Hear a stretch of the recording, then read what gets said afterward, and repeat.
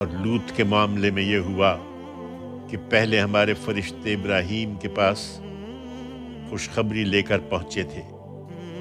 انہوں نے کہا سلامتی ہو۔ ابراہیم نے جواب دیا تم پر بھی سلامتی ہو۔ پھر کچھ دیر نہ گزری کہ ابراہیم بھنا ہوا بچھڑا ان کی ضیافت کے لیے لے آیا، لیکن جب دیکھا کہ ان کے ہاتھ اس کی طرف نہیں بڑھ رہے ہیں تو ان سے اجنبیت محسوس کی اور دل میں ان سے کچھ ڈرنے لگا۔ انہوں نے کہا ڈرو نہیں، ہم قوم لوط کی طرف بھیجے گئے ہیں۔ ابراہیم کی بیوی پاس ہی کھڑی تھی، سو خوشی سے ہنس پڑی۔ پھر ہم نے اس کو اسحاق کی اور اسحاق کے بعد یعقوب کی بشارت دی۔ وہ بولی ہائے شامت، کیا میں بچہ جنوں گی جبکہ میں خود بھی بڑھیا ہوں اور یہ میرے شوہر بھی بوڑھے ہو چکے ہیں؟ یہ تو بڑی عجیب بات ہے۔ فرشتوں نے کہا خدا کی بات پر تعجب کرتی ہو؟ ابراہیم کے گھر والوں، تم پر تو اللہ کی رحمت اور اس کی برکتیں ہیں۔ یقیناً اللہ ستودہ صفات ہے، وہ بڑی شان والا ہے۔ پھر جب ابراہیم کا خوف دور ہوا اور اسے بشارت مل گئی تو وہ قوم لوط کے بارے میں ہم سے بحث کرنے لگا۔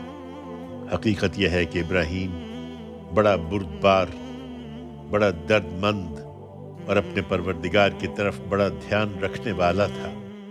ابراہیم یہ بحث چھوڑو، تمہارے پروردگار کا حکم ہو چکا ہے اور اب ان لوگوں پر وہ عذاب آنے والا ہے جو لوٹایا نہیں جاتا۔ اس کے بعد جب ہمارے فرشتے لوط کے پاس پہنچے تو ان کے آنے سے وہ بہت رنجیدہ اور دل تنگ ہوا اور کہنے لگا کہ یہ تو بڑی مصیبت کا دن ہے۔ اس کی قوم کے لوگ یہ دیکھ کر کہ خوبرو لڑکے آئے ہیں، بے اختیار دوڑتے ہوئے اس کے پاس آ پہنچے۔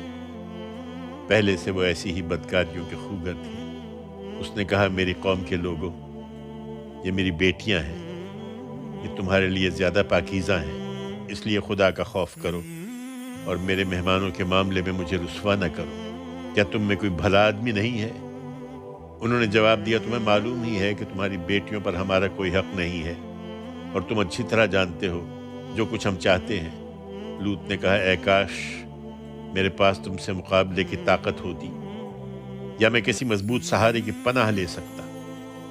فرشتوں نے کہا اے لوط، ہم تمہارے پروردگار کے بھیجے ہوئے ہیں، مطمئن رہو کہ تمہارے قریب بھی نہیں آ سکیں گے، سو اپنے اہل و عیال کو لے کر کچھ رات رہے نکل جاؤ اور تم میں سے کوئی پیچھے پلٹ کر نہ دیکھے، تمہاری بیوی نہیں، اس لیے کہ اس پر وہی کچھ گزرنے والا ہے جو ان لوگوں پر گزرنا ہے۔